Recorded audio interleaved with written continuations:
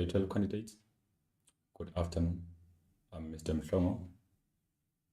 I'm back here with you today.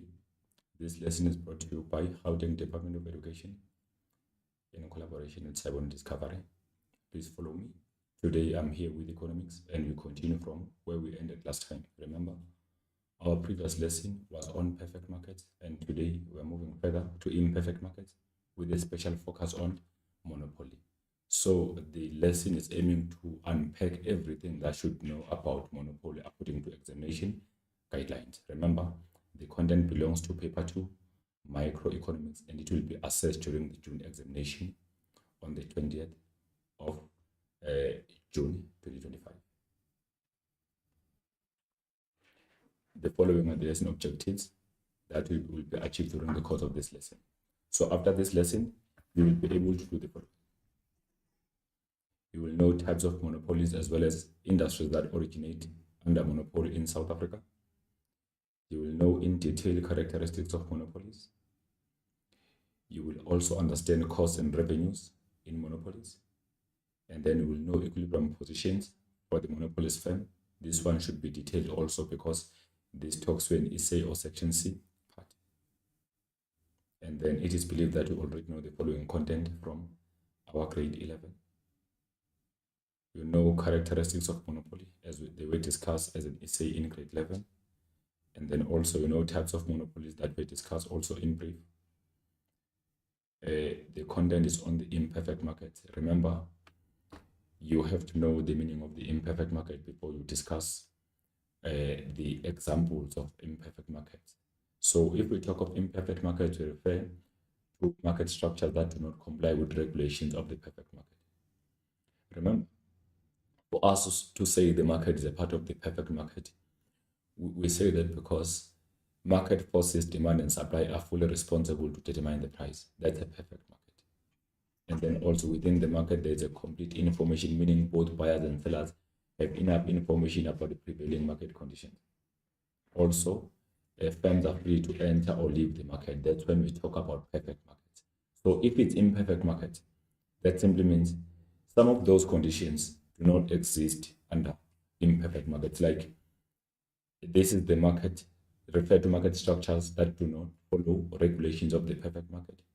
In there, we have the likes of monopolies, oligopolies, and the monopolistic, also adding duopoly and monopsony. Under imperfect markets, basically, firms are price setters. They determine their own prices. Market forces are not playing a huge role on the determination of the price.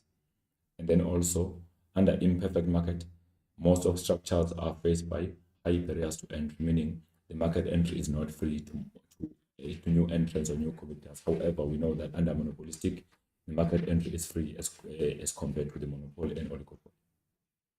So let's check imperfect market. Imperfect markets do not meet basic standards of a hypothetical, perfectly or purely competitive market. So it doesn't meet the regulations of the perfect market. Imperfect markets are characterized by having the competition for market share, high barriers to entry and exit, different or unique products and services, as well as small number of buyers and sellers. So under imperfect market, they are characterized by few firms or one firm available, meaning there is no much competition as compared to the perfect market, even though under monopolistic we have perfect competition. Also, product can be unique, heterogeneous, or it can be differentiated. Remember, it is important for you to know the difference between homogeneous and heterogeneous product. Remember, homogeneous products are similar to one another without any slight difference. While unique products or heterogeneous are not similar to any other product that is served in the market. But if we talk about a differentiated product, we refer to product that looks similar, but really they have that difference that appears amongst them. They differ in branding. So the branding of the product make it different. They differ in packaging. The packaging also makes the product to be unique from those of the competitors. And then also they differ. It's a branding, it's a packaging, and then also it can also differ in a way, maybe product, proliferation, the way in which it is made, it is packed in different ways or developed into different aspects. It can differ also in taste. The taste can also play a huge role to make the product different from those of the competitors, because as they look, they can look similar. However, you find that they are not similar basically. The brand is different, the packaging is different, the taste is also different. So taste play a huge role on making the product to be differentiated. For instance, we make an example of maybe a burger from Steers and the burger from McDonald's. They look similar if you can put them without any packaging.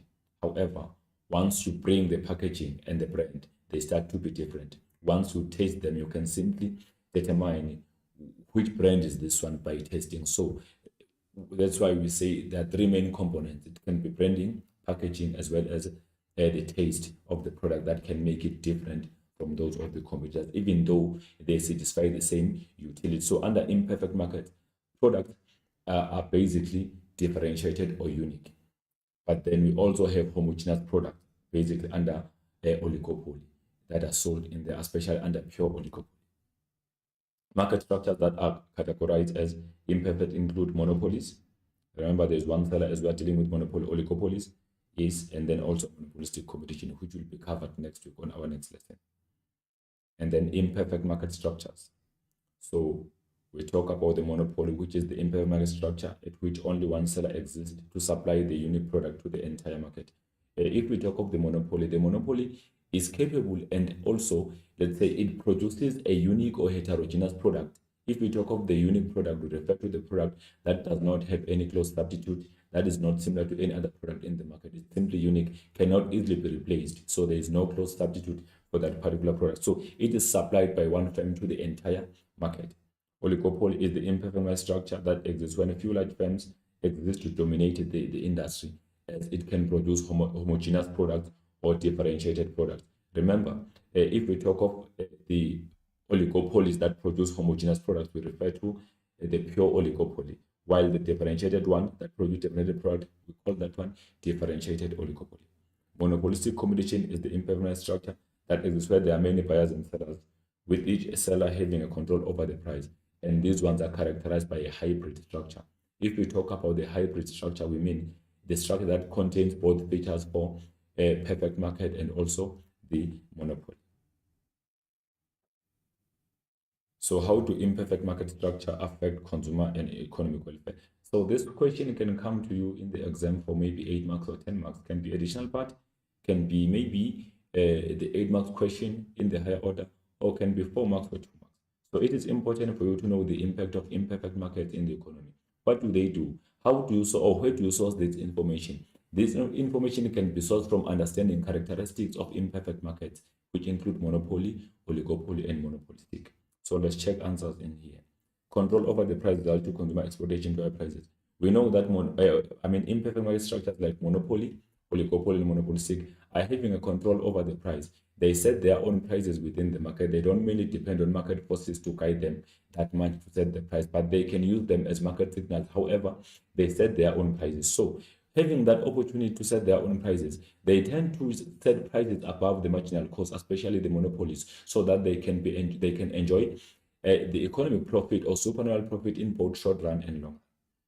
This decreases social welfare and increases the level of poverty to the marginalized. We know that should the goods become more expensive, then that will lead to people not affording those goods and services. Even if they are basic goods, they won't afford them, and that will be increasing there will be decreasing living standards and also decreasing welfare gain for the social or members. Also for the marginalized people, they won't be able to afford the product. Meaning, under imperfect market, we have this issue that we talk about under market failure to say they don't create a room for price negotiation. Goods are mainly produced for those who can afford. Those who cannot afford go without the product because they cannot negotiate the product. So that's why we say in the situation, since the prices are too high or consumers are exploited to high prices, they tend not to afford these goods and services. So there's also a less or minimum consumer choice, which compromises social welfare. Consumers are deprived to choices because, like, monopolies are having one seller, oligopolies are having few large firms, duopolies are having only 2 firms that are dominating the industry. As much as monopolistic is there with many sellers, but they produce differentiated products, which lead to less output being produced in the market. Also, that also compromise the consumer, because in case we talk about fast food industry, if in the area McDonald's is not available. That means in the area there is no supply for McDonald's food. So people have to go out of their area or out of their village to look for this product, because other firms are not supplying the similar product. They supply differentiated, which differ in branding, which differ in taste also.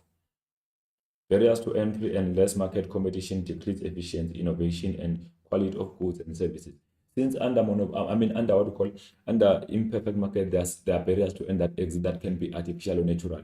Then that lead to less competition available in the market, which really reduce competition and also reduce incentive to innovate for businesses, since they are not faced by a high level of competition.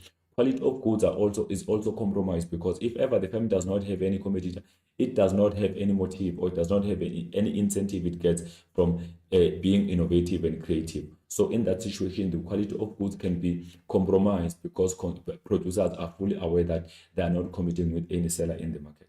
Imperfect market information results in buyers making improper economic decisions and make market less accessible to new entrants. So because of market information, you know that monopolistic hides its own information. There's an incomplete or imperfect information under monopolistic. Also at the same time, under oligopoly, information is incomplete. Remember, monopoly has all info because there is no incentive to receive by hiding information. But under imperfect market, mostly information is incomplete, which really make consumers not to make proper decisions. They make improper decisions because they are not fully informed about the prevailing market conditions.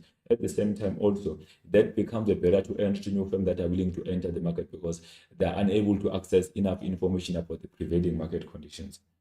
Collusive behavior by oligopolies through illegal makers and price fixing limit competition and compromise consumer freedom of choice. Yes, once firms decide to be involved in collusion, especially under oligopoly, that limit the competition for consumers and also limit limit the consumer choice, and also reduce alternative that might be available for consumers. Remember, it is important for the consumer to choose even competing prices, but should firms decide to fix the price, they all sell this differentiated or homogeneous product at the similar price under oligopoly, which make it difficult for consumers to have choices. Like check with the petroleum industry. They all sell the petrol per liter at the same price. So that simply means consumers can only choose the output they want to buy from any supplier. But as for the price cannot change. It's fixed, and it's been agreed upon to be a common price within that particular industry. That results to consumers not having any choice based on the pricing in the market. And then market share competition results in anti-competitive practices by some businesses to win consumer interest. We know that if ever consumers are competing over market share or consumers, if producers are competing over market share or consumers, they tend to compete unfairly in a way that they push other firms out of the market because they want to have market dominance. So that becomes unfair for those firms in the market that are not having enough power. Others decide to sell the product at the lowest possible cost because they want to deal with their competitors, or they want to drive them out of the market. That becomes unfair as they compete through market share. Less output size by monopolies and oligopolies prevent opportunities for employment, internal competitiveness, as well as economic growth. If ever, especially under monopolies, there's one seller, obviously, there's less output. That simply becomes a challenge for the country to create enough job opportunities, also to experience economic growth, because one firm producing the product for the entire nation results to high level of inefficiencies. For instance, we talk about ESCOM available in here. ESCOM is unable to supply the whole country at the same time with the electricity. It becomes a challenge. So that's why we have something like load reduction as well as load shedding. That means they are not having enough power to supply the entire nation at the same time. So in that case, I'm trying to emphasize the part of inefficiency. There will be less output size because one firm is supplying the entire market, and also there will be high level of productive and allocative inefficiencies within that particular market, because it is the only supplier which supplies the entire nation.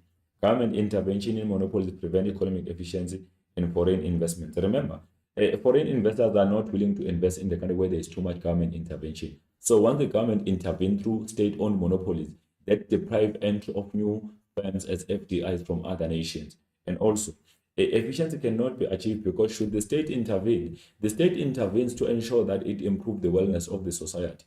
So once the government intervenes in the market, it doesn't depend on market forces for the price determination and also to weigh the demand for goods and services. whenever they set the price, they consider the following factors: economic, they consider the economic, political, as well as the social effects. Then they will determine the price. So the price is not merely determined by market forces. Remember, also under government, whenever the firm is a monopoly under the state, it really is not profit motive, as much as they want to make more revenues, but they are not profit motive due to the fact that they want to ensure the wellness of the society. They are not keen on making much profit.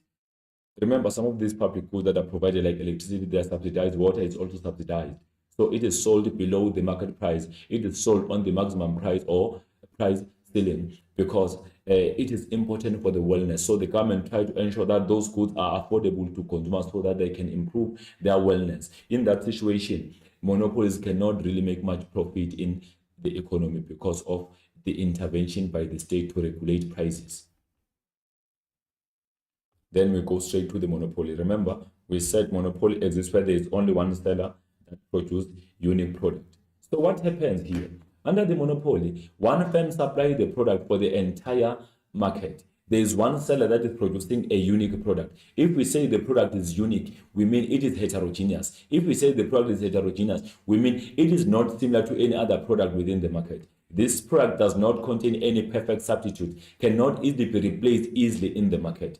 That's when we talk about the unique or heterogeneous product. So there's one seller. So the question will be, why does the monopoly characterized by only one seller? It is because under the monopoly, there are high barriers to entry that will block the entry of new businesses. Those barriers to entry can either be natural barriers to entry or artificial barriers to entry. They block the entry of new businesses in a way that no other firm is allowed to enter the market. So that simply means under monopoly, there is no competition. Only one seller is allowed to produce that particular or that unique product for all consumers within the economy. Meaning the consumer have to buy from the monopoly or go without the product, because should it not be provided by this particular monopoly, it is not available within the country. So the monopoly market is not accessible to new firms.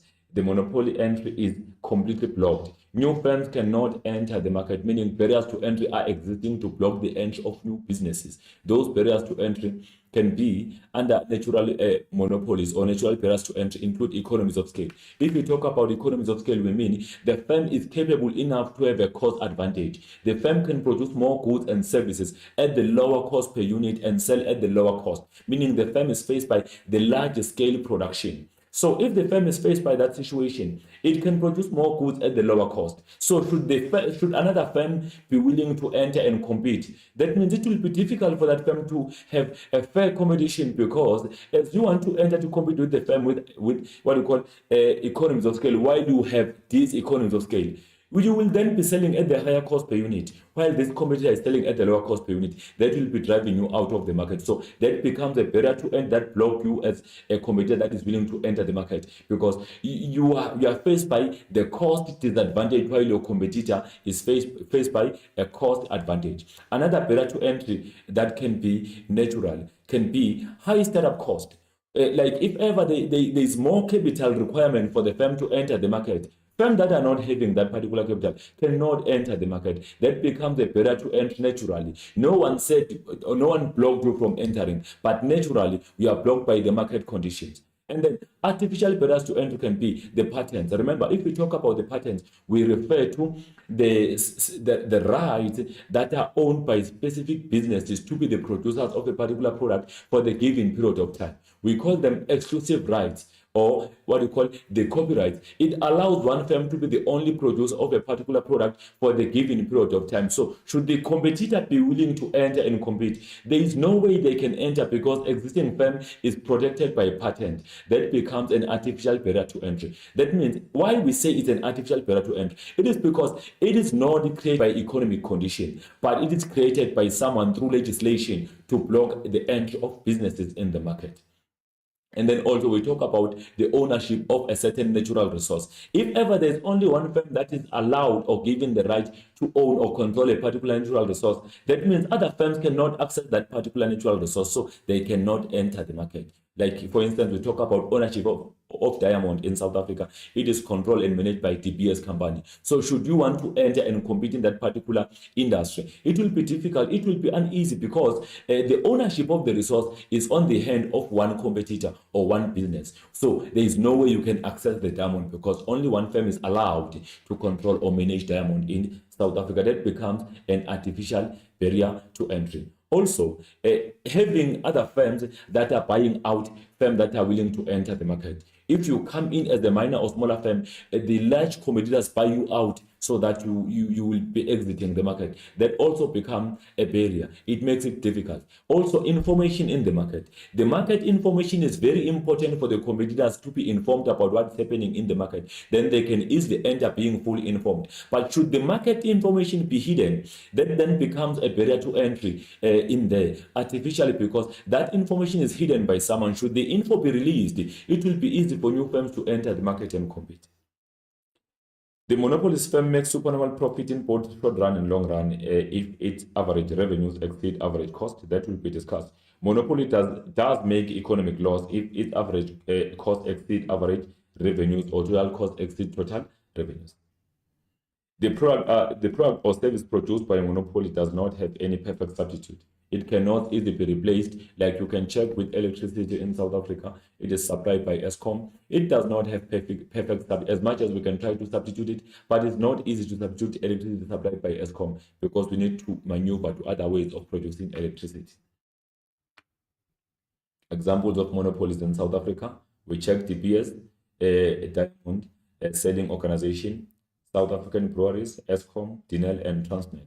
So these are some of the monopolies. Normally, we normally emphasize on the three as monopolies in South Africa, like Transnet, the one that is dealing with rail in South Africa, rail transport, is the only one responsible to supply rail transport in South Africa. The Dinel is the only company that is responsible to provide firearms and produce military weapons in South Africa. Eskom is the only producer of electricity in South Africa so far. And then we continue types of monopolies. We have a natural monopoly, artificial monopoly. Then we also have a local monopoly. Furthermore, we also have state-owned monopolies. So let's check them being discussed here. Natural monopolies. So natural monopolies is type of monopoly that exists typically due to high startup cost or powerful economies of scale or conducting a business in a specific industry, which can result in significant barriers to entry for potential competitors. So natural monopoly occurs when barriers to entry are economic in nature. Like the firm is protected by the fact that it is characterized by economies of scale. Then in that situation, that becomes a natural monopoly because it did not block the end of new business, but business are blocked by the market condition or economic condition to say it is having the advantage of the cost. So that does not block anyone. But if they feel like they're threatened by the cost advantage by the competitor, they cannot enter the market. Natural monopolies are allowed when a single firm can supply the product or service at a lower cost than any other potential competitor, but are often heavily regulated to protect consumers. So natural monopolies are highly regulated by the government. Most natural monopolies are state-owned monopolies in our situation. A company with a natural monopoly is the only provider of a product or service in the industry. So if the firm is mainly a natural monopoly, meaning it does not have any competitor, it is the only producer of a particular product within the entire market, meaning consumers have to buy from that particular firm or go without the product, then that's a natural monopoly. Natural monopoly can also arise when one firm is much more efficient than multiple firms in providing the good or a service in the market. Then a good example is the electricity transmission business, where a grid is set up to deliver electric power to the country. Eskom is the best example of natural monopoly in South Africa because it is the only supplier of electricity to the entire electrical market in the country. Firstly, it occurs when a company takes advantage of an industry's high barriers to entry to create the moat or protective wall around its operations. High barriers to entry are often due to significant amount of capital needed to purchase of fixed assets a company needs to operate. So barriers to entry can be natural in this situation under natural monopoly, like high startup cost that is required for the firm to enter the market so that they can buy those fixed assets. Secondly, it occurs where producing at large scale is so much more efficient than small scale production that a single producer is sufficient to satisfy all available market demand. Like if ever the firm is characterized by economies of scale, that creates a natural monopoly because that economies of scale result in that firm having enough capacity to supply the entire market or this whole nation with the particular product. So that creates a natural monopoly. Because their costs are higher, because their costs are higher, small scale producers cannot simply compete with the what we call larger lower cost producer within the market. So in this case, we mean smaller businesses are characterized by high cost or high cost disadvantage. So they cannot compete with businesses that are faced by an advantage of lower cost per unit. The firms that are producing at the lower cost per unit are capable of selling at the lower cost per unit. So the ones that are producing at the higher cost per unit are capable to sell at the higher cost per unit so that they can achieve the profit. So they cannot simply compete with those businesses that are faced by lower cost per unit or cost advantage or economies of scale. Then we move to the artificial monopoly. Artificial monopoly exists when obstacles to entry of other firms are not economic in nature. So when barriers to entry are not economic in nature, meaning those barriers to entry are created by the government through legislation so that there will be no end of some businesses. The actual monopolies exist because of regulations created to protect the industry. Some regulations here are including patents. So startup costs might be lower to block the entry of competitors under artificial monopoly, but patents or licensing allow the single supplier to serve the entire market. We can have a situation of that in this artificial monopoly, there's a lower cost requirement for firms to enter the market. So there's a lower startup cost of capital. But for the fact that patents are existing, other firms cannot enter the market because licensing allows one firm to be the only producer of this particular product for the given period of time.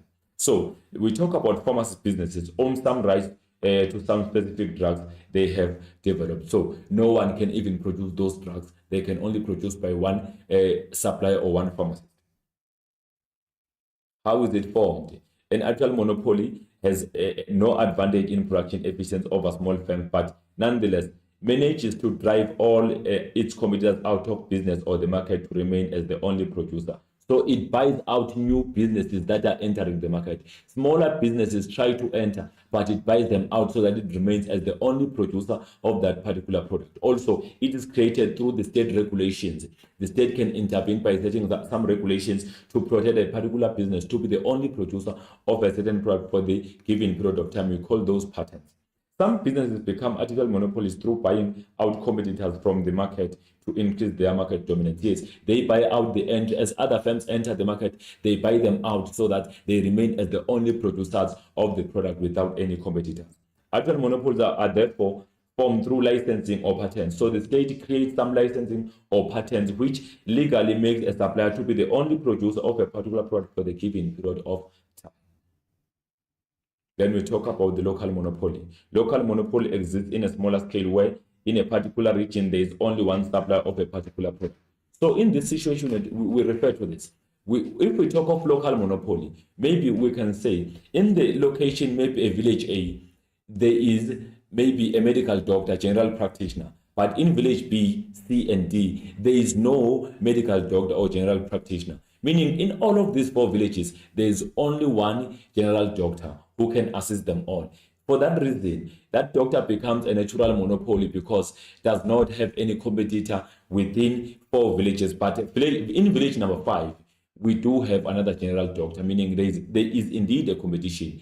Actually, that business is not basically a monopoly by nature, but it becomes a monopoly because of geographical area and demarcation. If ever within the area we don't have maybe a McDonald's business available, that particular supply is not available in the area. Maybe it is available after 20 kilometers. That means in this area, within these 20 kilometers, there is no other competitor for this business. So it becomes the monopoly locally. So we say the business is the local monopoly because around the area or the village, it does not have any competitor or it is not facing any competition. So regionally or locally, it becomes a local monopoly because of geographical area and geographical demarcation. But otherwise, there are variety of competitors around, far away from 20 kilometers that are competing with the business. But locally, it is the only producer. That business can be seen as a local monopoly. There is no restriction or barriers to entry into the market, but geographical area makes a particular service provider a monopoly if he or she does not have any competition. That is the situation. And then as we continue, for example, a medical doctor can be a monopoly if he or she is the only service provider in a particular region without any other competitor. We know that in other regions, there is another medical doctor or practitioner, but in our region, there is only one medical practitioner. In that situation, he or she becomes the monopoly in the region. Geographically is a monopoly. So we say there is a local monopoly as much as there are other monopoly. I mean, there are other competitors available in other regions, but in our area, he or she is the only supplier. So he is a local monopoly. Then we check cost and revenues. So marginal revenues, as we discussed back then in our perfect market, we still bring the same definition. The monopoly's marginal revenue from each unit sold does not remain constant as in the case of perfect cooperative firm. Why does the marginal revenue does not remain similar for each unit produced? It is because the firm is a price setter. For the firm to increase its output size, it lowers the price. And for the firm to decrease its output size, it increases the price. In that case, for any unit produced by the firm, marginal revenue will not remain the same. It will keep on changing. It can either increase or decrease. While the average revenue for any extra additional unit that has been sold by the firm, that will be resulting to average revenue also be increasing. So in that case, we can say average revenues, AR and MR, are not similar under what you call under monopoly because of this condition of for any unit sold or produced, marginal revenue will always be different within the monopoly because the firm determines its own prices. The monopoly faces downward sloping demand curve, indicating that for any additional unit sold, prices must be lowered. So if the firm wants to sell additional unit, the price must be decreased, which will always result to marginal revenue decreasing. So the price that the monopolies can get for each additional unit of output must fall as the monopolies increase the output. Keep that in your mind.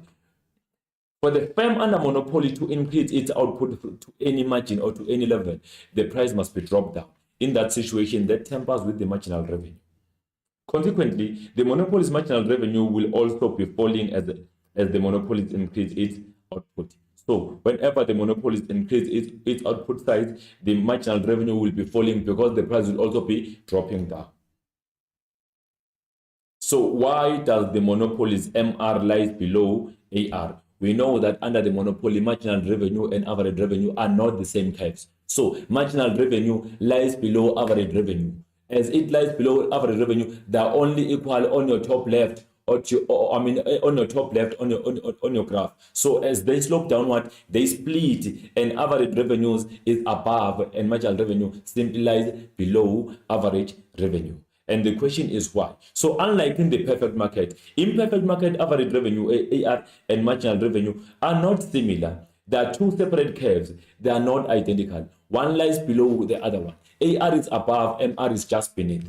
So MR simply cuts our axis down there in the middle. And MR can go up to 0 or negative. But remember, AR will never be 0 if the firm is still producing a certain output or a certain unit. So the main reason that I can give to you now is that MR lies below AR. They are only equal on your top left. As they slope downward, they separate, and MR lies below AR. Because in there, number one, the firm under, what is it? MR can be 0 and negative, can decrease up to 0 and touch our axis down there, and also be negative if it goes beyond axis. But AR will never be 0 if the firm is still producing something within the market. Should the firm be able to produce a certain unit, AR will never be 0. So that's why you find that AR is above and MR is below. The marginal revenue curve is negatively sloped and lies below average revenue curve, except on the first top left unit where they are equal. Yes, like I've mentioned that on your top left, they are equal because they are joining each other there. But as they slope downward, they separate. AR lies up is above and MR is beneath. And it goes up to 0 and even be negative. The reason for the marginal revenue curve lying below average revenue curve is that the firm must reduce the price if it wants to sell additional units. Like I've mentioned before that for the firm to sell an additional unit, it must lower the price. For that reason, that lowers marginal revenue more than average revenue. Marginal revenue earned from the sale of additional unit will always be lower than the average revenue. Should the firm lower the price as it increases the output, that will lead to marginal revenue decreasing faster than average revenue. So the margin in which they decrease is not similar. Average revenue cannot be zero. Remember, as long as the firm is still producing something, average revenue can never be zero. But the marginal revenue can be zero and even be negative. So average revenue cannot be zero for the firm, while marginal revenue can be zero at the point where it cuts horizontal axis or line halfway and even be lower than zero. So our MR can be zero when it cuts our horizontal axis. I will show you in the graph, can even go further below zero and be negative. But AR will never be zero if the firm is still having a certain output produced. So that's why they are not the similar curve. So here we go, marginal revenue and average revenue curve for the monopoly. So these are revenues and these are our quantity. So this is AR, which is equal to the demand curve, is similar to what we call to the perfect market. They are both equal. However, they are not equal to MR. Then let's see. There you go, our marginal revenue. So this is MR. You can see that it cuts our horizontal axis down there. And if it cuts there, it becomes zero. Once it's here, it becomes zero. It means there is zero marginal revenue. But as it goes beyond, you can see now it's -2 here. Meaning now it can even be negative if ever it goes below zero. But check our AR. It is important when we draw AR that we indicate AR, if it's here, down here at zero, that means the firm is not producing anything. But we leave it up there slightly because that means the firm is still having an output that is producing in the market. So it is not equals to zero. So MR curve or marginal revenue curve is negatively sloping, downward sloping. We can see it's negative sloping from top left to the bottom right, but lying below average revenue. It's always below AR. It can never be above AR under the monopoly. As output increases, the prices decreases. So if the firm wants to increase the output, it has to lower its prices. This lowers also the marginal revenue faster than average revenue. MR curve is therefore lies below AR curve. AR curve is the same as the demand curve under the monopolies. We know that they are equal here, they are similar. It is downward sloping, indicating effect of price changes to quantity. As the firm wants to increase the output, it lowers the price. That is indicated along the demand curve. And as the firm wants to to decrease the output, it increases the price. That is indicated along the demand curve. The average revenue. Average revenue curve is downward sloping, meaning it is negatively sloping as it is also a part of the demand curve. So it's equal to the demand curve. It is the same curve as the demand curve for the monopolies. Firm labeled AR is to equals to D. Demand curve decreases with the increase in the quantity as prices decrease.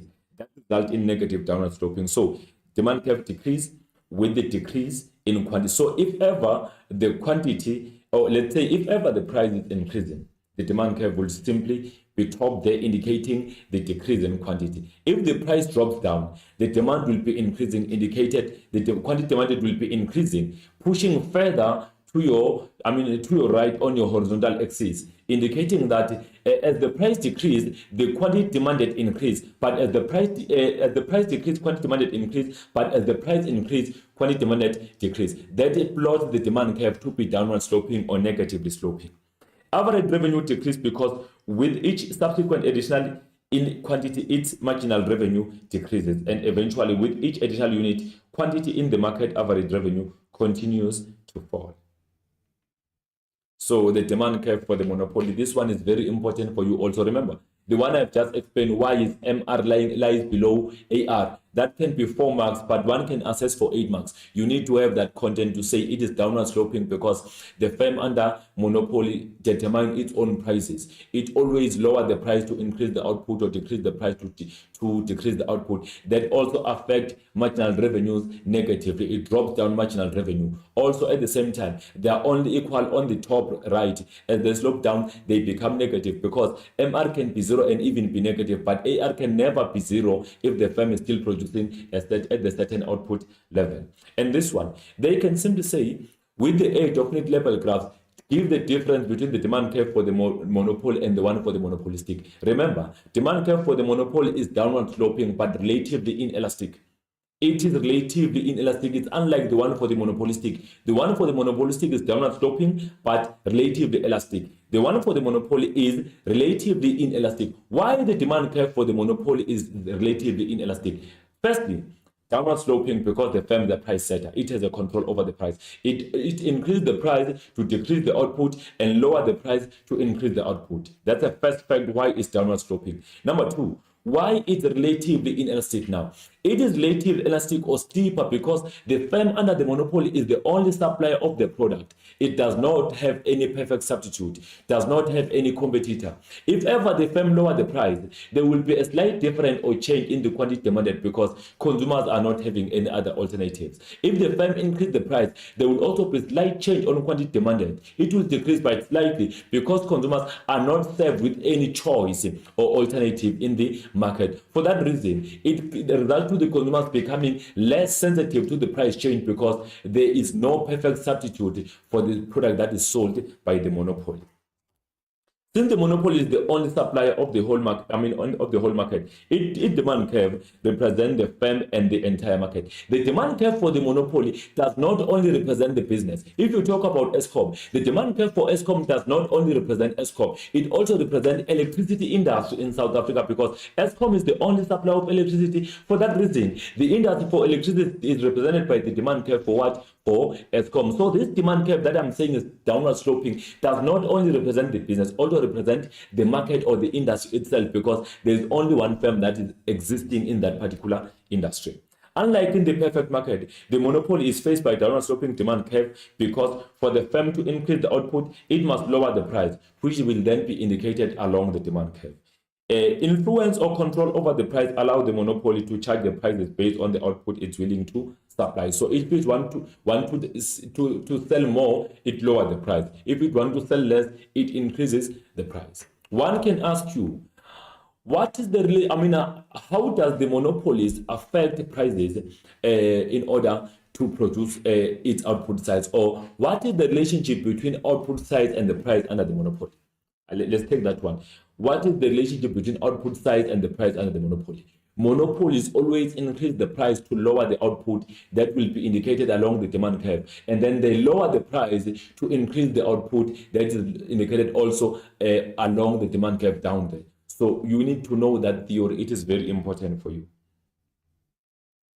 The demand curve is relatively inelastic, indicating the change in price does not result to huge change in quantity demanded. Now I'm taking you to grade level. Under the monopoly, the firm is the only supplier of a unique product, and there is no other alternative product available as a substitute for this particular product. So if ever the firm increase the price, there won't be much or huge change in quantity demanded because consumers become less sensitive to the price change due to the fact that even if the price is increasing, they will keep on buying the product because they don't have any other choice that can be served to them. For that reason, the demand curve becomes steep or relatively inelastic because consumers become not very sensitive to the price change. Check with Eskom. If Eskom increase the price, like it has increased by 12, something percent, have we stopped buying electricity? No, we continue buying electricity because we don't have any other choice. Choices are there, but they're minimum if we want to talk about solar energy and generators. So in that situation, then as much as they can increase their prices, we keep on demanding. So we become less sensitive to the increase in price by Eskom because we don't have other alternatives. It does not create a huge change in quantity demanded in the because we are not served with any other alternative or choice as consumers in South Africa.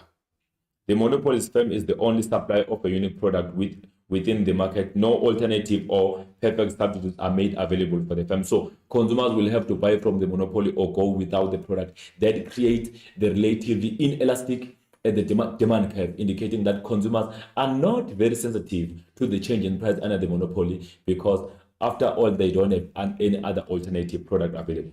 The demand curve for the monopoly represents the monopoly's firm and the entire market. So it's for the monopoly and also represent the industry or market because there is only one firm available, which is that particular ESCOM. So that ESCOM that is supplying the product will have the demand curve for itself, and the same demand will represent electricity industry. Any change in the price and quantity is reflected along the demand curve as we see demand curve sloping down. Here is the demand curve for the monopoly horizontal axis, and then at the price and the quantity. Then we have our demand curve. There we see demand curve being relatively inelastic. Then we indicate a delta price, and then point A is indicated along. Then we have our quantity there, which is Q. Then the price drops down. As the price decreases, the demand curve also continues sloping downward. Then you can see the price is P1, decreases to P1, and then there is a quantity at Q1. Quantity is the quantity will increase as the firm lower the price, or the quantity will decrease as the firm increase the price. There with point B, it's indicated in there. That is our demand curve. Then the demand curve sloped downward from top left to the bottom right. You can see it moved from top left to bottom right. The original price is P while the original quantity is Q. The firm decreased its price from P to P1. You can see decreasing from P to P1, and then to increase the output size from Q to Q1. You can see that point A indicates original price and the original quantity. Point B indicates the combination of the new price P1 and the new quantity, which is Q1. That is your demand curve. Then we have total revenue. There is our total revenue. I won't dwell much. We can see if the price is 70 rand, 70 units are sold, and then if the price is how much?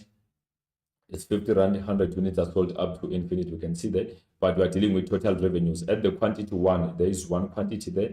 How much of units how much is the price? The price is 70, and the what we call total revenue is 70.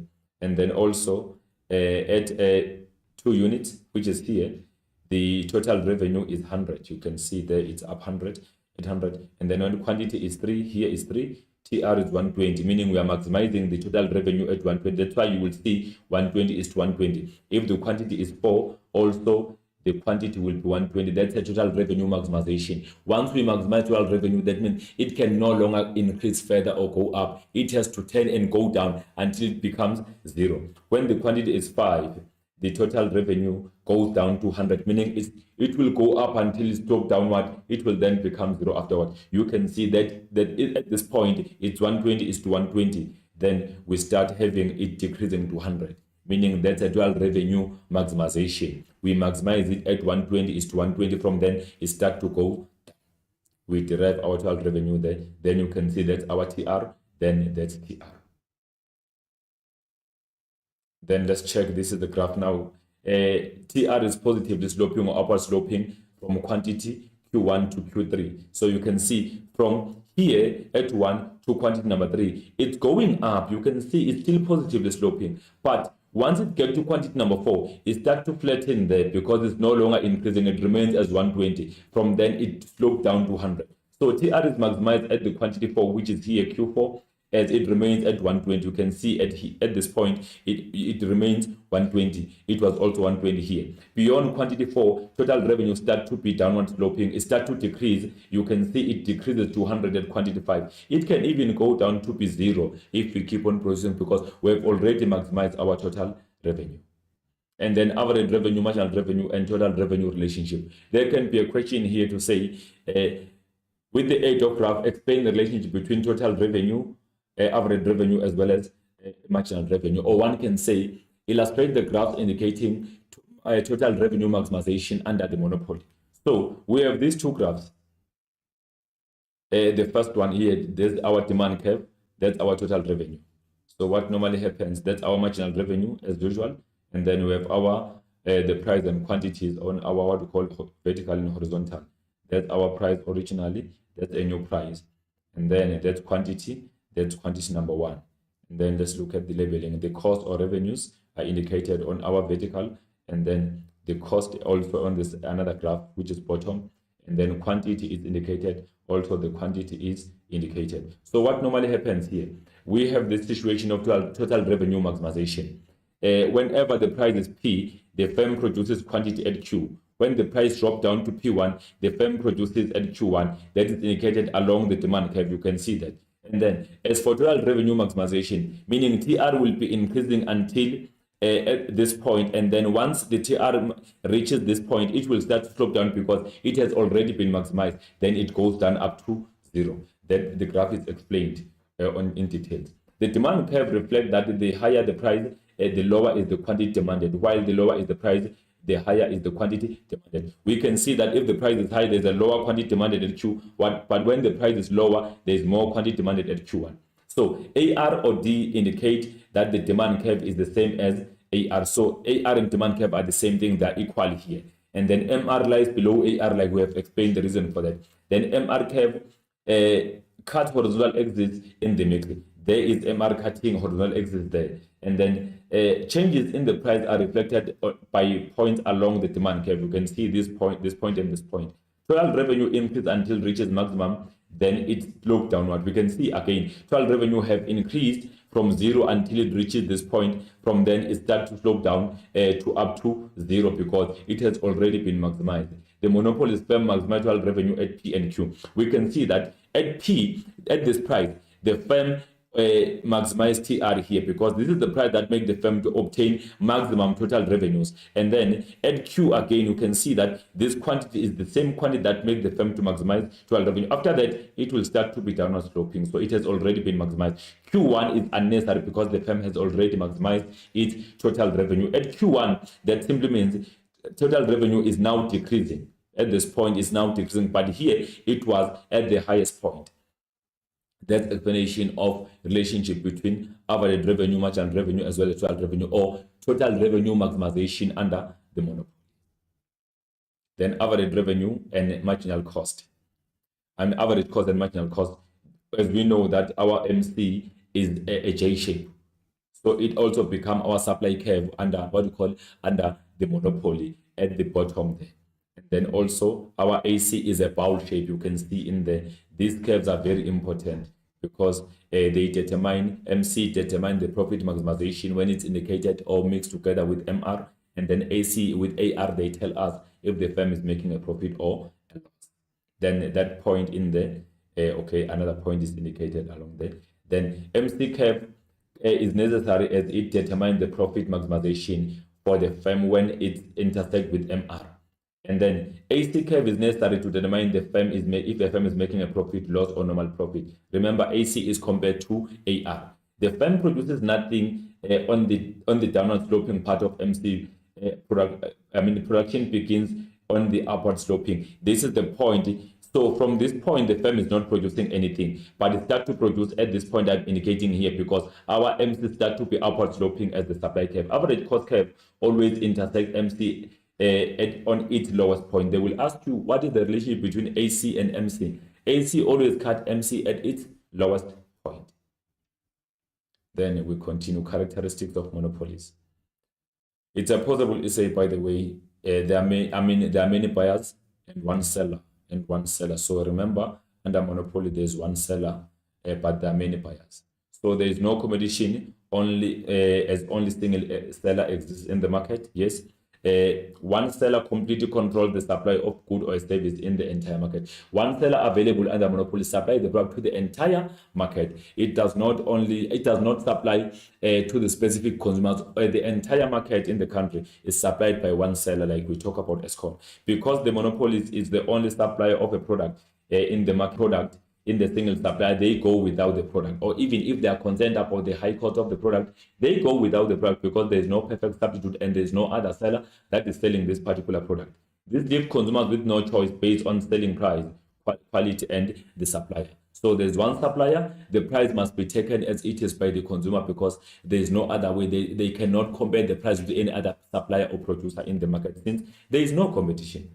Consumers therefore develop dependence on the product sold by the monopoly. So they depend on one seller in that particular industry that is selling that particular product because there is no competitor. Firms are price setters. Under the monopoly, firms determine their own prices. So monopolies firms are price setters because they have a control or influence over the price. Monopolies always increase their prices to decrease the output size and decrease the price to increase the output size. So this means that increased price results in less units of the product sold reduced prices result to high units being sold. If ever the firm increase the price, less units will be produced or will be sold. If the firm lower the price, more units will be sold under the monopoly, because it always make the relationship between the price and the output size within the market. As much as the monopoly has the control over the price, it does not have a control over the demand. The demand is therefore necessary for the firm to determine the price. So it mainly focus on consumers demanding this particular product. Then they can decide on the price. And then also downward sloping demand curve, like I've explained before. The monopolist firm is faced by the downward sloping demand curve, which is relatively inelastic and negatively sloping.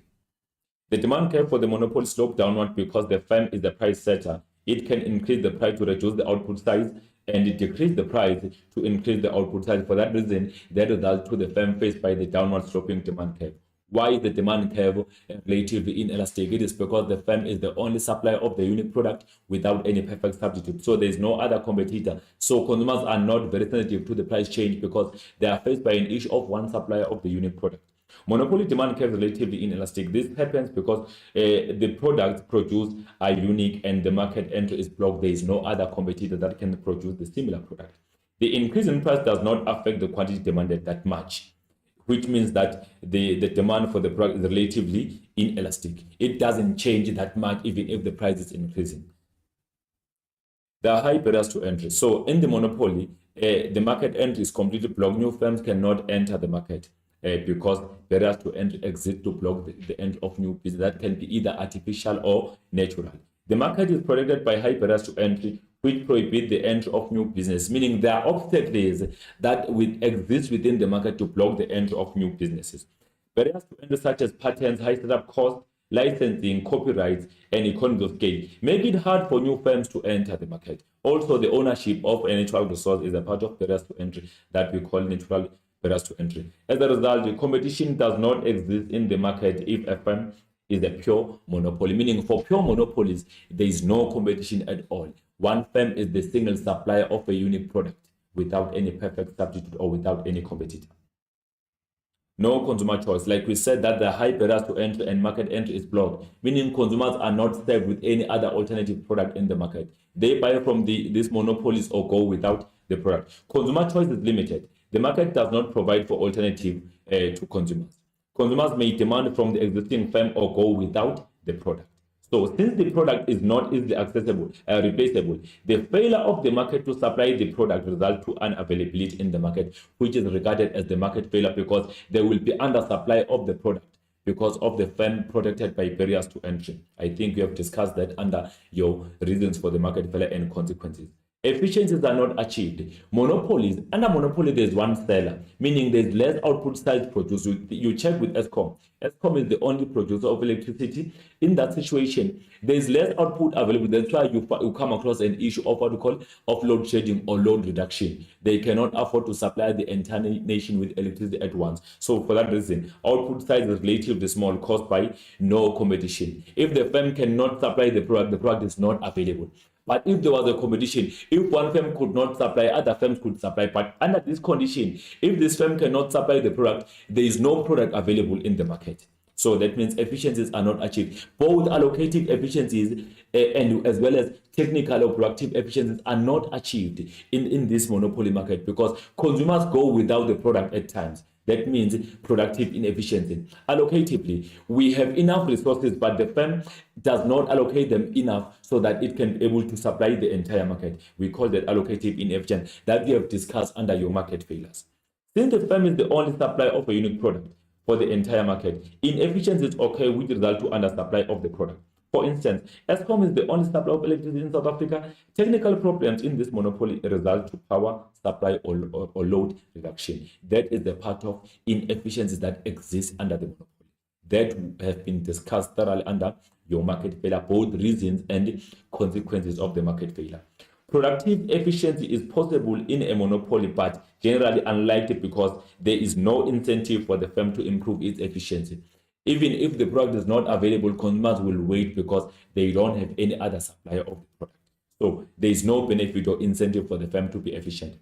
Allocative inefficiency occurs in the monopoly firm if a monopoly firm is unable to supply the optimal quantity of goods and services as desired by consumers. So we come across allocative inefficiency, and also available resources are not used to their optimal level in this situation. They remain available, but products are not available. Then we have allocative inefficiency. So supernormal profit in both short run and long run. Under the monopoly, listen, the firm enjoys supernormal or economic profit in both short run and long run. So remember, we discussed short run when we were discussing perfect market. Why does the firm enjoy profit in both short and long run? It is because the monopoly is the only supplier of a unique product. It does not have any competitor, and they normally supply the product that is believed to be a necessity. So for that reason, there is always a high demand for the product. So the monopolies can make supernormal profit in both short run and long run, and then the market condition prevail if the market condition prevail if average revenues of the firm exceed average costs, or total revenues exceed total costs, like we did under perfect market. Conditions remain the same. The entire market share belongs to one firm. For that reason, all consumers belong to one firm. So in that situation, as a firm, you can then enjoy economic profit in both short run and long run, because we are not faced by any competitor. The firm's average cost, if the firm average cost exceed average revenues, or total cost exceed total revenues, then the firm will make economic loss. So you need to be rational. Should they ask you, is it possible for the monopolist firm to make economic loss in the economy? Yes, it's possible. As much as, according to the theory, we say it's impossible. It is possible for the firm to make economic loss if its average costs are more than average revenues, or total costs are more than total revenues. Then the firm can make economic loss within the market. And then high prices prevail. So monopolies exploit consumers with high prices. We know they always set high prices to keep up with their profits, and they set the price above the marginal cost. Fewer products are made available at the higher price, to which exploit monopolies easily ask for the higher prices because they don't have any competitor. So if they increase the price, consumers will keep on buying the product because they don't have any other alternating firm to provide this necessity. This results to products being made available for only those who can afford, while the disadvantaged people cannot access them. Like you see with electrical industry, if they increase the price drastically, some people decide to go for illegal connections, so which then make the ESCOM to enjoy or to make economic loss because of illegal connections. That alone is because of abnormal price that may be asked by the monopoly, because it's fully aware that it does not have any competitor. Complete information. Under monopoly, guys, be aware that information is complete in the market. There's a perfect information about prevailing market conditions. Information about the market is not hidden. There is no incentive by the monopolist to hide the market information, because it is protected by some barriers to entry. If patents are there, no one can enter to compete with you. In that situation, then you can provide information knowingly that no one will enter to compete with you in the market. So there is no incentive. Monopoly has a high degree of transparency, as there is no incentive to hide information from consumers.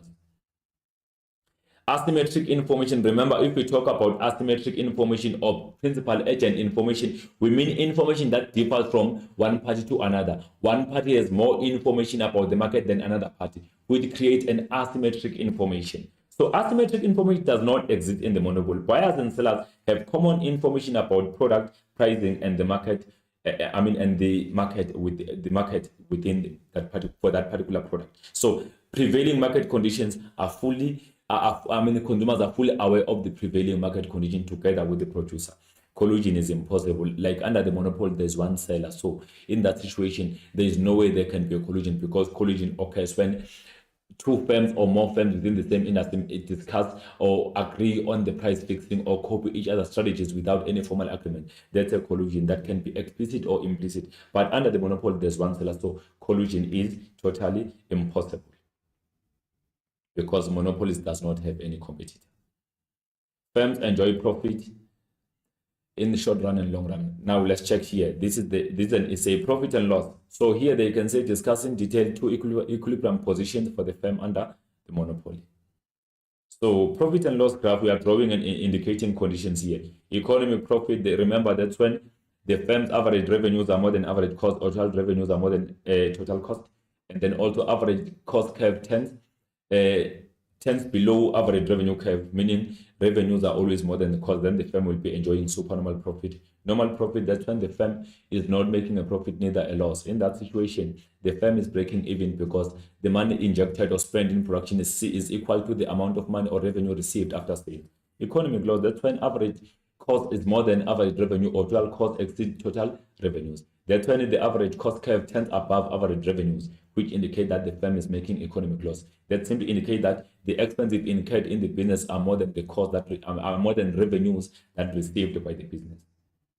Economic profit condition, as we did under perfect market. Economic profit prevails when when revenues earned are greater than the cost incurred in the business. It is also regarded as a supernormal profit or abnormal profit. Then average cost curve turns below the average revenue curve, and then also average revenues exceed the average cost, meaning AR is more than AC.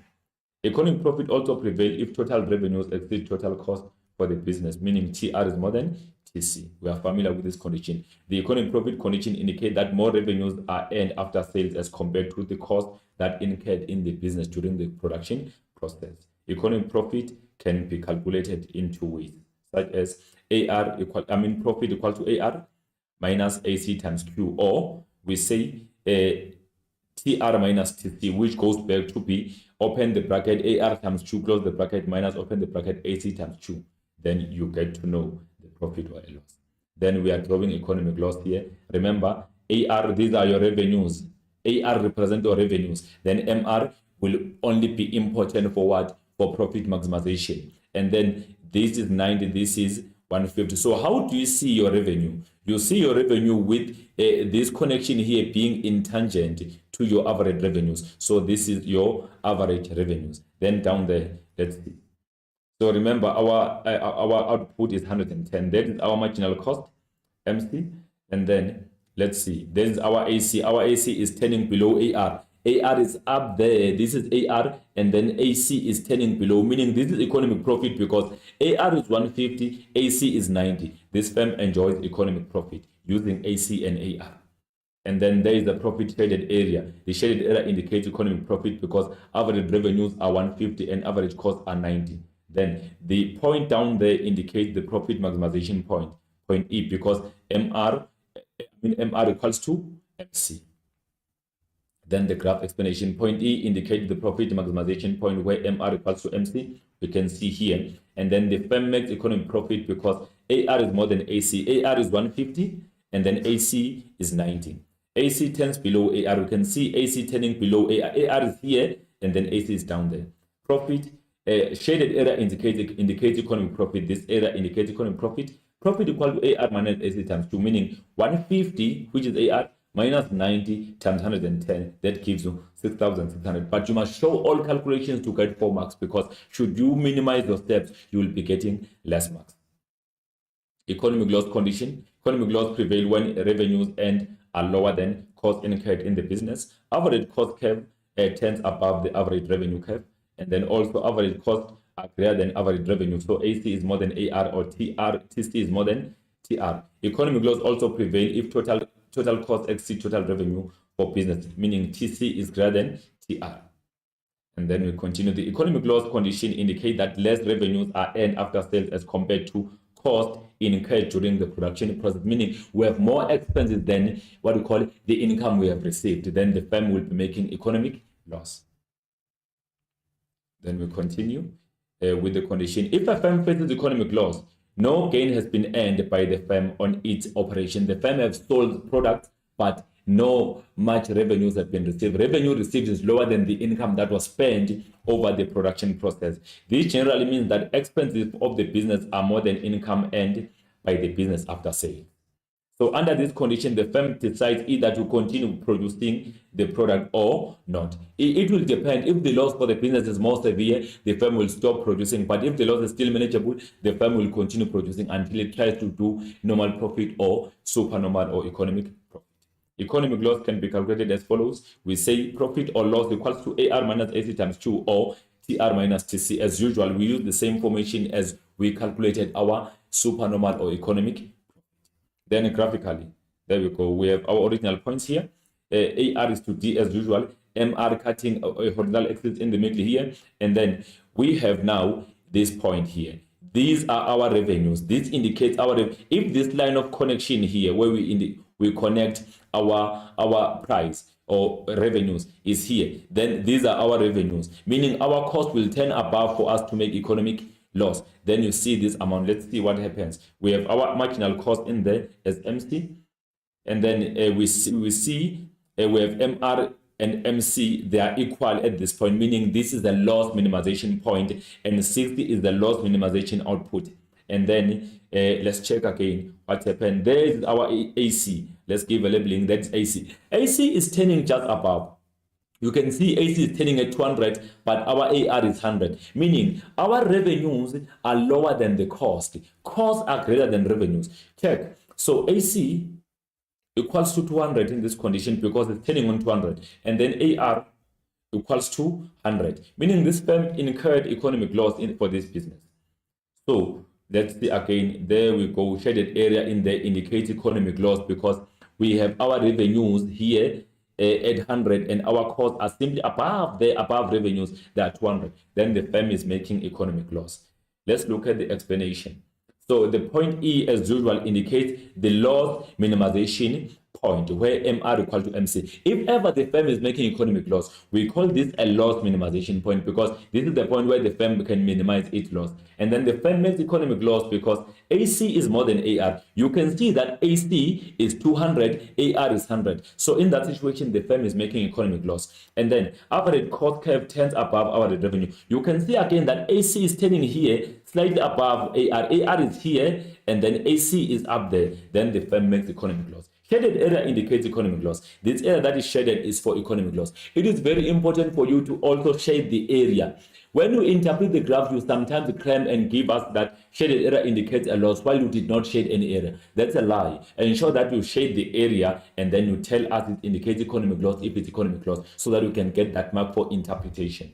And then loss equals to AR minus AC times 2. Then it's 100, which is here, minus 200, and then times 60 equals to negative 6,000. Then for that reason, the firm is making economic loss. The firm makes economic loss because AR is lower than AC, or AC is more than AR, or TC is more than TR. The normal profit condition. Normal profit prevails when the revenues earned by the business are equal to the cost incurred in the business. So average cost curve turns on the average or along the average revenue curve. Average revenue are equal to average cost, or total revenues are equal to the total cost. So meaning the firm here is not making a profit, neither a loss. We call this one a break even the point. The normal profit condition indicate that revenues earned are equal to the cost that incurred in the business. Normal profit is known as a break even since the firm is not making a profit, neither a loss. These are minimum earnings that will prevent the firm from leaving the market. Remember, the firm may be injected 2 million after sales is also receiving 2 million. The firm cannot leave the market and they should continue trying to make a profit because there is no loss that has been incurred for the business on that particular financial year. So that will prevent the firm from leaving the market because still there is no loss incurred in the market. So normal profit indicates that the firm's income earned is equal to the expenses that incurred in the business. And then normal profit can be calculated as follows. We say normal profit equals to AR minus AC times Q, or to TR minus TC. So the same formula is used, but be aware that if we calculate normal profit, our normal profit will always be 0 because our revenue will be subtracting the cost, which is equal amount. 2 million is to 2 million, that give us 0, even if you multiply by quantity. There we go, normal profit. So we already have our revenues. How do you see your average revenues? These are revenues. If this line touches your AR here, that means that the amount here will be your average revenues. Then let's check. AC is turning straight on the point I've just indicated. There is our AC. How much is our AR? Is 300. How much is our AC? It's also 300. Meaning this firm spent 300 to produce, receive 300 after sales. The firm is not making a profit, neither a loss. In this condition, the firm is breaking even. And then there is 100 as our profit maximization output, and then point E indicate what we call the profit maximization point because MR equals to MC.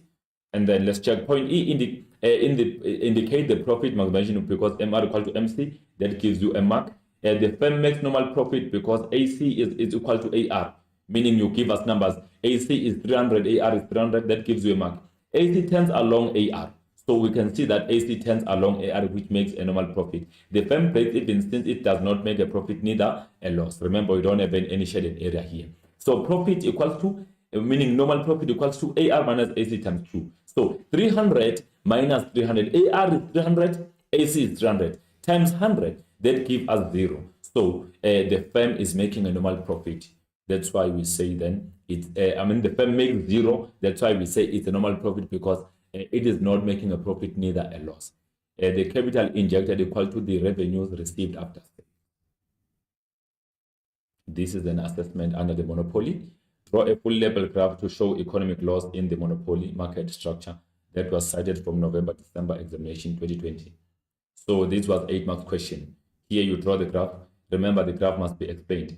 You can see they are looking for what we call indicating economic loss. So this AC is far away, but you can see the AC is here, but that is the very important point that indicates to you that actually AC should be turning along here, so that you would not be confused. So this is AC, this is AR. How much is the value of AR? Is 8 rand. How much is the value of AC? Is 10. For this reason, the firm is making economic loss. So point E there indicated, indicating that MR equals to MC. You can see that our MR is touching or cutting our horizontal axis in the middle.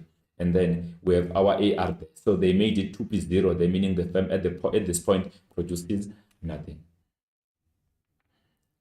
And then there is the graph being explained. Let's see the explanation. Mark allocation, correct labeling of axis is 1 mark. So labeling of axis means we have quantity and the price of cost and revenues is 1 mark. And then also correct drawing positioning of labeling of MC curve. You can see MC is on the right position, give you 1 mark. And then also correct drawing positioning of labeling of AC. AC is turning on the right point, it's just above here, even though it's far away, which creates a confusion. And then correct drawing positioning and labeling of MR. We can see MR is correctly drawn and labeled. We get a mark here. And then also correct drawing or positioning or labeling of AR. AR is correctly drawn in here with the demand is 1 mark also. And then loss minimization point, which is 1 mark there, it's indicated point E.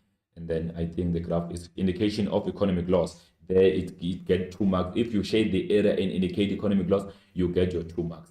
And then correct labeling on axis. Now there's a difference between labeling of axis and labeling on axis. If you label on axis, you put numbers or variables here. So for putting 8 and 10, for putting Q1 or 5, that's a labeling on axis, not off axis, on axis, which gives you 1. Then you get your entire marks. Maximum was 8 marks for this assessment. We continue with the age of graph. Explain the relationship between marginal revenue and the demand curve AR on the monopoly, November-December 2021. So let's check. There is the graph. It's drawn here, marginal revenue and the average revenue. So how do they relate? They are only equal on the top there, like I explained. When they begin, as they slope downward, they separate, and MR lies below AR. So we know reason. So correct drawing and labeling of MR is 1 mark, and then correct drawing and labeling of AR is 1 mark, and then correct positioning of MR and AR is 1 mark, and then labeling of axis is also 1 mark. Putting revenue, price or revenues as well as the quantity is also 1 mark. That's 4 marks. After that, the graph must be explained. The marginal revenue curve, with the exception of the first unit, will lie below the average revenue. So with the exception of the first, they are only equal here, but they go down, they split in between. The demand curve AR is negatively sloping, which results to more goods being sold at the lower price. Hence, the additional revenue MR will decrease as well. So as the price is lower down there, the MR will also be decreasing. Then we continue. MR curve intersects the horizontal axis at the point halfway between the origin and the AR curve. We can see it cuts horizontal axis in the middle or halfway in there. We measure between this point and this point, so it cuts in the middle and also becomes 0 or even negative, because MR can be 0 while AR can never be 0 if the firm is still having an output. It's only 0 when the firm is producing nothing.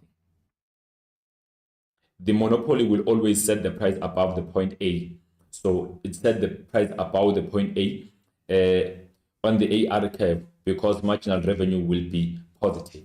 So above point A, MR will be positive. So the firm will always set the price above there. Then that gives you 8 marks. This is the summary for our lesson. Monopolies are protected by barriers to entry, which are natural and artificial. Yes, remember I told you that we have natural barriers to entry and artificial barriers to entry. Natural barriers to entry create natural monopoly, while artificial barriers to entry create artificial monopolies. And then they enjoy supernormal profit or economic profit in both short run and the long run. However, they happen to make economic loss if their average costs are greater than average revenues. Yes, be aware of that. You need to be rational as you answer that particular question, because the monopolies will always enjoy the profit in the long run and short run because they are the only suppliers of the product. However, the firm can also make a loss if ever the firm average revenues are lower than average cost. Now, let's say there's a question that can come in your examination. Why are South African state-owned monopolies always make economic loss? You must be able to answer that question. I will try to ask this to you before the end of this lesson. The monopolies demand curve is downward sloping from the top left to the bottom right. This demand curve is relatively inelastic because monopolies have no competition, meaning consumers are not very sensitive to the price change. Okay, now I want to answer the question. The question can be, in this situation, I've just reviewed back then, they can say to, let me just go back quickly. Okay, the summary monopolist, they enjoy profit, AR is more than AC, and then downward sloping demand curve. Then let's go. Why are state-owned monopolies such as Eskom and Transnet as well as Denel make economic loss in South Africa? They make economic loss for the following reasons. State-owned monopolies are businesses established by the government to provide some public goods and serve on behalf of the state. Number two, they are not profit motive. They operate to serve the nation and improve the wellness of the society. And number three, they don't have a proper mechanism to set the prices, these SOEs. As they set the price, they mainly consider economic wellness, social wellness, as well as political effects. So for that reason, the price is mainly administered. It's not based on demand and supply. You'll find that in some areas, electricity is highly subsidized. For that reason, they won't be making much of the profit because they sell the product below the market price, which is then the price ceiling or maximum price. Also, inefficient use of public funds or the wastage of misuse or misallocation of public funds can lead to this business not enjoying any profit in both short run and long run.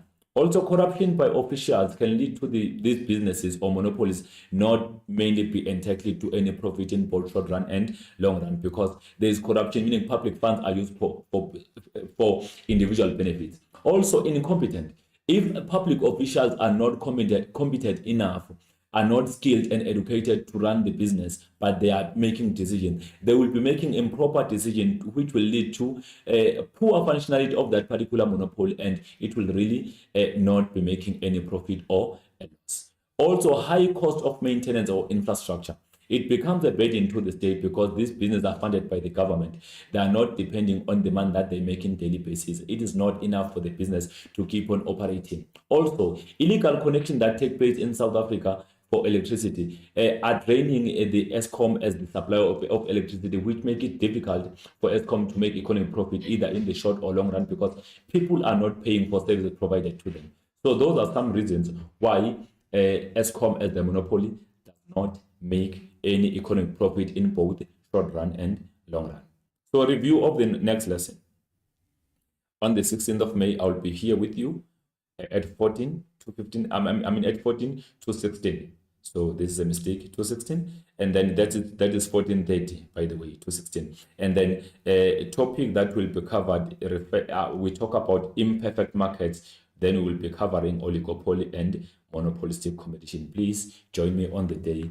Don't be behind because I will be breaking down the very important content for you under oligopoly. I want to break down oligopoly in a way that you understand why it is characterized by the king demand curve. That oligopoly's behavior that we talk about, to say under oligopoly, there's the market interdependence. It is important for you to clearly understand why the oligopoly is interdependent.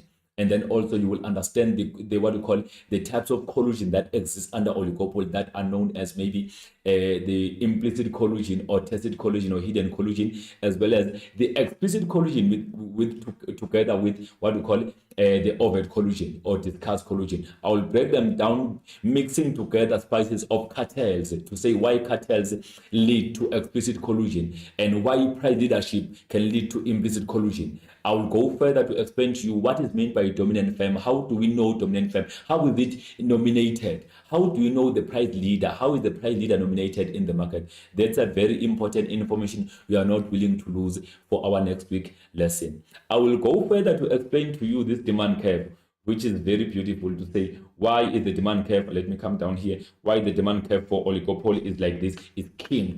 The demand curve is having two segments, the top segment and the bottom segment. The top one is relatively elastic and the bottom one relatively inelastic. I will give you more info why this is the situation under oligopoly. I will go further to tell you why will this oligopolist be reluctant to lower or increase its prices from collusive price. Remember, I will explain to you this price. This price is known as a collusive price.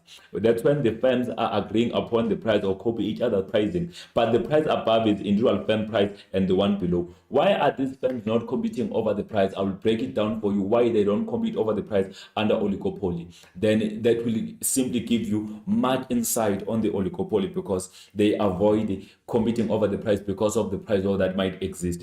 Number two, I will also go further to explain to you this thing of how can oligopolies increase their sales without focusing on the price.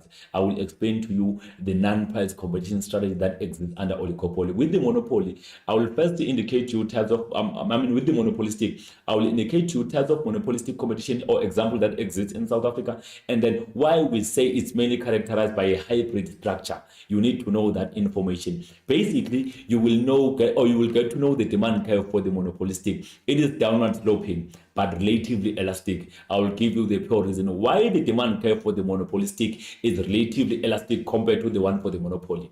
Because you can come across the question requiring you to give explanation on that for 8 marks. So you will get to know why the demand curve for the monopolistic is downward sloping but relatively elastic. Then also you will know why do we happen to say that product differentiation becomes a barrier to entry and can lead to inefficiencies in the market. You will get the whole insight next week Friday from 14:30 to 4 o'clock. For now, I'm Mr. Mhlongo. Thank you. I will meet you next week again, same time, same place. Thank you.